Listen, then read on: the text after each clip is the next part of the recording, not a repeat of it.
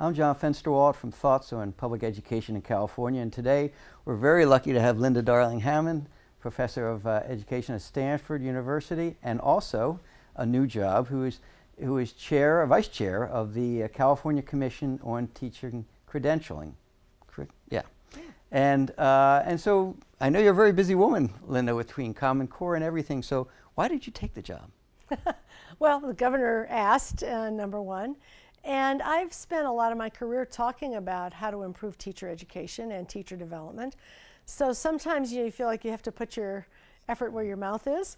You can have to be willing to follow through on the work that you've done. And this is the place, the California Teacher Credentialing Commission is the place that the rules are set for how people are prepared, both teachers and school leaders, and how they make their way into the beginning of the profession. I think it's a critical part of building a good system. Right, and so you were just elected Vice Chair last week, and so what are your goals, and how do you hope to use your position as Vice Chair to accomplish them? Well, the goals of the Commission are the goals that Chair and Vice Chair, promote and take on, and those are really to build a system which very thoughtfully enables people to get what they need to know and be able to do in order to be successful in the classroom as teachers and leaders. Right now, the Commission is coming out of an era where it needs to retool its capacity to manage things like disciplinary hearings and so on. People who get in trouble have to go through a sort of a malpractice kind of hearing. But the more important aspect of the system building is really how people are prepared. So what do we need to do in California? We have a lot of good programs of preparation. We've built internship models, we've built pre-service models, and so on. I think that there's probably agreement that some of those are among the best in the country, both in the traditional pre-service routes and in the internship routes, and some of them are much weaker. And we need to have a quality lever. We need to really identify what the best programs are doing and enable everyone else to move up to that standard. Best programs in California or nationally? Well, we should bring a national and an international perspective to it. I happen to have spent a lot of time looking at systems in Finland and Singapore and Korea and other high-achieving countries. They actually have come here to study some of our programs, which are very good. And they've taken in California. Stanford is one that they've come to visit. University of California at Berkeley has an excellent program that I know some of those countries have looked at.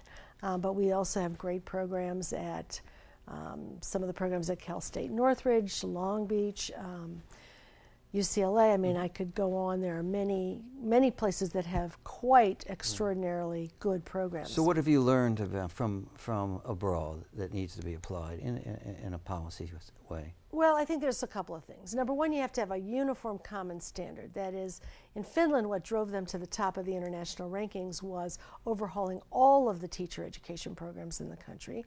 There only happened to be 11 in Finland, but it's a little easier. But still, the point was that everyone had to meet common standards. And so every teacher gets a high-quality training and is ready to be an excellent teacher. We have some great programs. We have some weak programs. We don't have that level of standardization. We need to get to that. One of the other things about it is very extensive clinical preparation.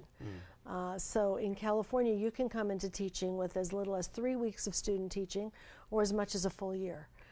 In Finland, you will come in with a 2-year master's degree. You will have had a full year practicing in the classroom under master teachers who are specifically identified because they are excellent teachers, and those are the ones who get to train the next teachers. And so you get to emulate that.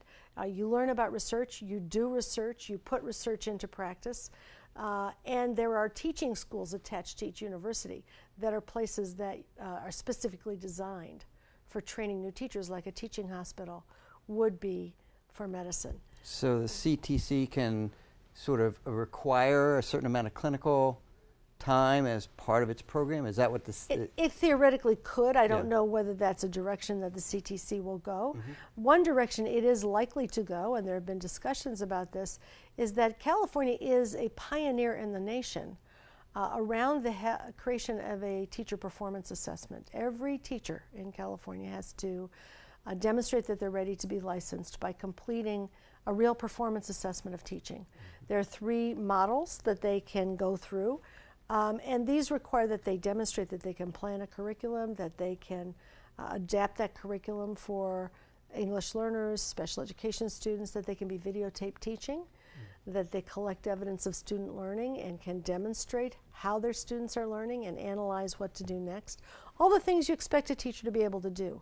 Well, guess what? When you require that everybody do that and that programs look at how their candidates have done, it generates a lot of change. Because programs go, oh my goodness, never been asked to see whether the proof is in the pudding, you know, what the pudding looks like. And so that's causing quite a bit of very productive, very high quality innovation and reform. I see. And one of the things we can do is invest in that, make sure that that is consistently scored, that we are using the data from that to improve programs, to accredit programs, to raise the ante for preparation. And we could do the same kind of thing for administrator preparation. So I think there'll be a lot of look at those kinds of strategies. There'll be a hard look at where do we need to make stronger investments to improve the quality of preparation. There'll be a hard look at issues like how do we get more special education teachers who are well prepared, more teachers who have bilingual and English as a second language preparation, and teachers in mathematics and physical science. So you mentioned you have weak programs and strong programs. So how do we know and how will we measure? Is it strictly through the assessments that we talked about on an individual student basis, or do we have other measures of whether a CSU or Stanford or Berkeley is actually a good or weak program? Well, there's a lot of things you can look at, and increasingly accreditation is requiring programs to give some outcome evidence of what happens as a result of their efforts. Traditionally, a lot of programs will survey their graduates and say, you know, how well prepared did you feel in this, and this area? They'll sometimes collect evidence from employers. How well prepared were these people when they got to your school? They'll look at ratings of effectiveness. We can now look at these teacher performance assessments and say what proportion of candidates from this program were able to demonstrate that they could meet this standard. Should we go back and look at, put it into, there was Cal STIRS, and now we have Cal PADS. The governor rejected the money for that. Is that important to go back and look at the student results of teachers and then correlate that with the credentialing institution, or is that not a direction that you think we should go? Well, we're not going to have an easy time doing that in the short run because the data systems aren't there. I think that looking at the effects of large-scale programs or interventions on student achievement gains makes a lot of sense. Many people do that kind of study, value-added study. Exactly. We have seen that looking at the student results for individual teachers is much more problematic, much more error-prone, very unstable, et cetera. So it's harder to make generalizations for an individual teacher or for a small number of teachers.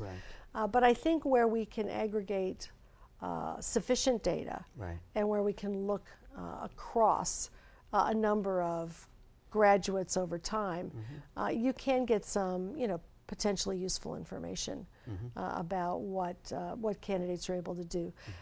As long as one is clear that you also have to take into account where are they teaching, what are the contexts, what kind of supports do they have, and try to take that into account. Because any teacher will be more effective if they have a class size of 20 than a class size of 50, if they have materials and equipment and books and computers than if they are scrounging around looking for those. So we have to be cautious not to draw inferences about teachers that are actually about the context in which they teach, but we can carefully, with large-scale studies, learn some important things. So you've been an advocate of fellowship programs, such as, I believe, one in Boston. Will we ever get to the point where we will have that in California, in which potential teachers take a year under a mentorship? Or You know, it's interesting. Those programs, many of them are called residency models, in Boston, Denver, some other places,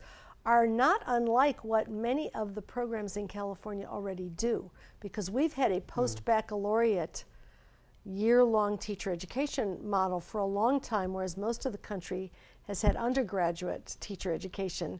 And some of our programs, and I mentioned earlier some of the models, UCLA, Stanford, Berkeley, some others, do put someone in the classroom for a full year with an expert veteran teacher while they're taking their courses and earning a master's degree, which is what those residencies do. So we do have some aspects of that operating in the state, and we also have places like Los Angeles and San Francisco that have started residency programs in collaboration with a specific district, which has the added advantage for that district of them being able to say, we need to grow a pathway of math and science teachers, special education teachers, ESL teachers, and we're going to work with universities to grow that pathway. We're going to identify our best teachers and see if we can train these new teachers under the wing of those teachers while they take their college coursework. And so we are seeing residencies starting in California, feeding the needs of urban districts, and I think that that will be a very exciting part of the training ground in the future. If there's extra money, it should be focused on urban districts for low-income, low-performing schools, you think? Well, I think that that's one place where we have great needs, and there are also some poor rural communities where the needs are also similar, and there are some residency models starting up in rural areas as well. The key is that we have shortages. We don't have a shortage of teachers overall. We all know that teachers are getting laid off, but we continue to have places which, because of the unequal funding system, offer lower salaries and have poor working conditions, that are also serving very high need populations of students that have had high turnover and struggle to find well-prepared math, science teachers, special education teachers, and so on. And rather than lower the standards to take anybody who breathes, you know, that's the old fog test that they used to do for teachers, you know, if you fog up the mirror, you get hired. Rather than lowering the standards, we want to maintain the standards and train people really well for that kind of work, because it's different teaching in, you know, Bayview, Hunters Point than it is teaching in Palo Alto. You need to know more, you need to have a range of skills. So figuring out how to get the opportunity for people to learn from the best in that context is going to make them more effective. So one last question that's broader in scope, and so how do we make the profession more attractive to bring the top students in universities across the country to pursue teaching as a career? And that's a broad question, perhaps as it relates to the commission. Is there anything that CTC can do to do that? Well, I think there are several elements of that, and some part of it can be played by an organization like CTC. One piece of it, of course, is you have to have reasonable salaries.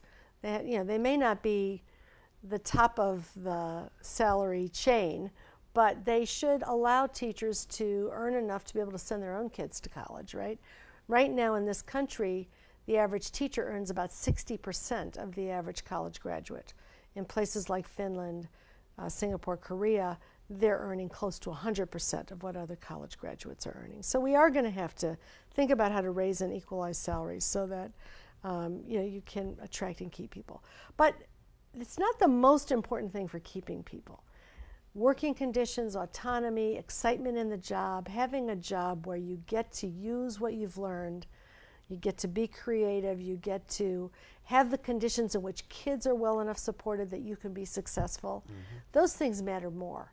And so I think we need to look to the various parts of the state as a whole, the policy levers, the administrative levers to do that.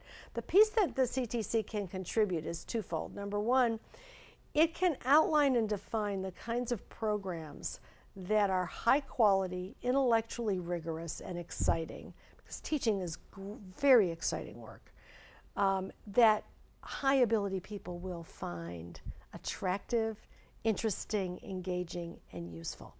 So that's number one. The other thing we know is that when people are well prepared, they stay in the profession longer. So if we get programs that people want to be in because they are intellectually exciting and help them be successful with kids, they will also stay.